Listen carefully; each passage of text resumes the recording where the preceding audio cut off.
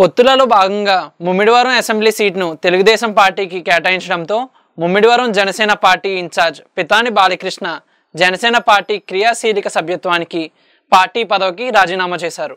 Mummidivaram Janasena party కార్యాలయంలో తన అనుచరులతో కలిసి పితాని బాలకృష్ణ మీడియా సమావేశం నిర్వహించారు. ఈ సందర్భంగా ఆయన మీడియాతో మాట్లాడుతూ ముఖ్యమంత్రి జగన్మోహన్ రెడ్డి సమక్షంలో వైసీపీలో చేరుతున్నానని, వచ్చే ఎన్నికల్లో ముమ్మిడివరం నుండి పొన్నాడ సతీష్ను గెలిపిస్తానన్నారు.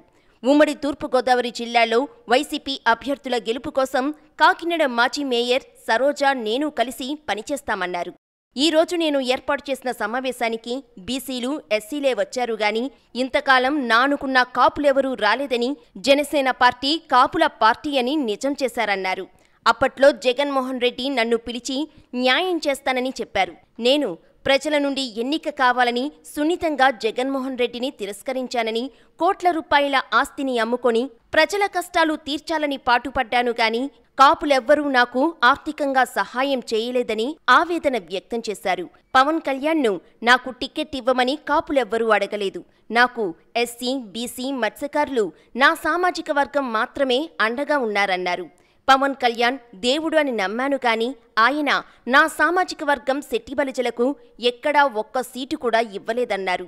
నాదెండ్ల మనోహర్ అనే పనికిమాలిన వ్యక్తి వలనే జనసేన పార్టీ నాశనమైందని, పవన్ కళ్యాణ్, నాదెండ్ల ఇద్దరూ డబ్బులకు పార్టీ టికెట్లు అమ్ముకున్నారన్నారు.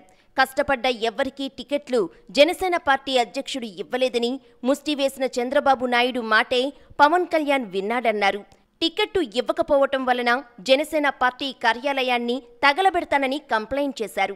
నేను, నా కులస్తులు ఎప్పుడూ అటువంటి పనులు చెయ్యమని, ఇవన్నీ చూసి మనస్తాపంతో రాజకీయాలు వదిలివేయాలి అనుకున్నాను కానీ నా వెంట ఉన్నవారి కోసం రాజకీయాల్లో కొనసాగుతానన్నారు.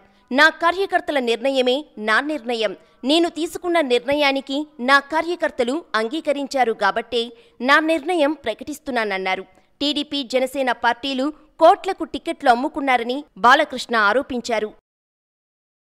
నేను ఈ రోజున ఈ క్షణం జనసేన పార్టీకి రాజీనామా చేస్తా ఉన్నాను.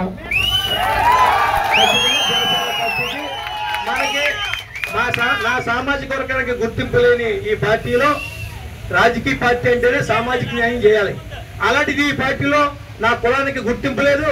అలాగే నన్ను నమ్ముకున్న నాయకులకి ఏ కులమైనా సరే నా కులానికి గుర్తింపు లేదు ఫస్ట్.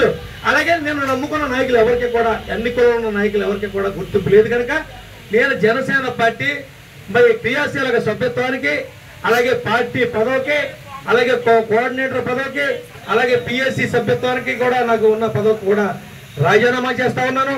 మీరు అందరూ కూడా నాకు మద్దతు ఇస్తారు కదా. ఆ రోజున నేను కావాలని నేనే ఎందుకు వచ్చేసానో నాకు తెలీదు. నా దురదృష్టం ఏంటంటే ఇక్కడ జనాల నుంచి రావాలి, గెలవాలి అనే ఉద్దేశం.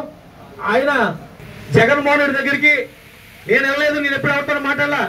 జగన్మోహన్ రెడ్డి గారితో నా అనుచరులైన మనుషులు కొంతమంది మాట్లాడినప్పుడు మిథున్ రెడ్డి గారు వెళ్ళి ఇలా పితాని బాలకృష్ణ అన్న పరిస్థితి ఇలా ఉంది, అతను వస్తే మన పార్టీ చాలా బాగుంటుంది అన్నప్పుడు బాలకృష్ణ నాకు తెలియపడండి ఎలాగోలా తీసుకున్నాడు బాలకృష్ణను ఒప్పించి అని చెప్పేసి జగన్మోహన్ రెడ్డి గారికి సమర్పణ చెప్తున్నాను. ఎందుకంటే చాలా సార్లు మిమ్మల్ని నాకు తెలుసో తెలియకో కొన్ని మరి మాట్లాడుతుంది రాజకీయ పార్టీలో, అది సహజం కనుక మీరు అన్యతా భావించొద్దని మిమ్మల్ని కోరుకున్నాను.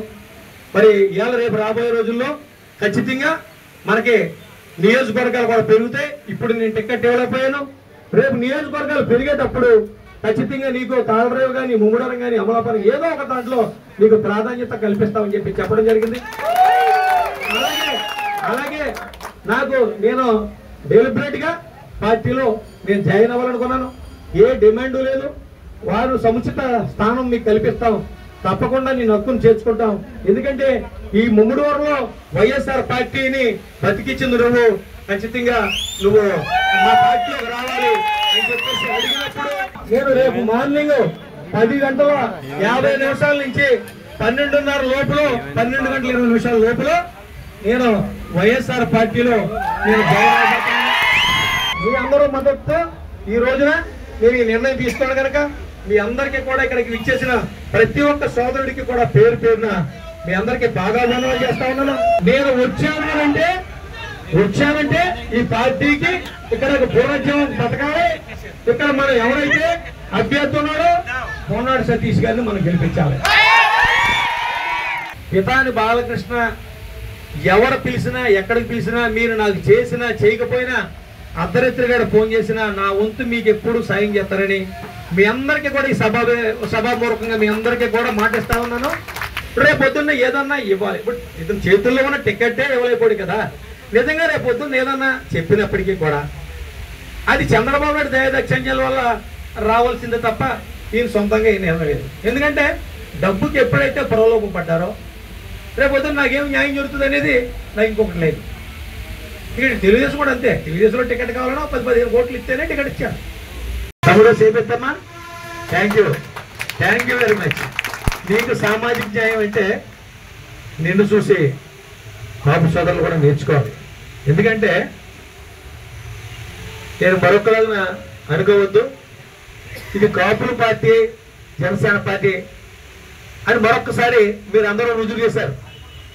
ఖచ్చితంగా మీరు చప్పట్లు కొట్టండి, అవునా కదా చెప్పండి. ఇప్పుడు ఇక్కడ ఎంత కష్టపడ్డానో ఈ పార్టీలో మిమ్మల్ని అందరినీ నమ్ముకుని కాపు సోదరులందరూ అండగా ఉంటారని మిమ్మల్ని అందరినీ నమ్ముకుని ఈ పార్టీలోకి రావడం జరిగింది. ఆ రోజు నేను ఒకే ఒక పిచ్చి, ఆ పిచ్చి ఏంటంటే ప్రజల్లో నుంచి గెన్ను కావాలని ఆలోచనతోనే నేను రాజకీయాలకు రావడం జరిగింది. ఎవరు ఏమనుకున్నా సరే నేను నిర్మోహమాటంగా చెప్పే మనిషిని. నేను పదవులకి కానీ డబ్బులకు కానీ ఎప్పుడు కూడా నేను ఆలయం పడలేదు. ఎందుకంటే నన్ను చూశారు కనుక. ఇంకో 10 కోట్లు ఖర్చు అయినా ఇప్పుడు నాకు రాజకీయం లేదు. ఇప్పుడు ఇక్కడ నాకు ఎమ్మెల్యే టికెట్ ఎవరు ఇచ్చేది లేదు. ఎందుకంటే ఈ పని పవన్ కళ్యాణ్ గారు మా దేవుడు మరి ఎంత అవమానం చేస్తాడు ముందు తెలుసుంటే ఈ పార్టీకి ఎక్కడ చోట ఎంపీగానో ఎమ్మెల్యేగానో ఎక్కడ వేరే పార్టీలో టికెట్ తెచ్చుకున్నాం. కానీ దురదృష్టం ఏంటంటే నేను మొట్టమొదటి సీటు మళ్ళీ నాకే ఇస్తాడని చెప్పేసి ఒక ఆయన మీద ఒక ప్రగాఢమైన నమ్మకంతో మరి నేను ఉన్నందుకు మీ సమక్షంలో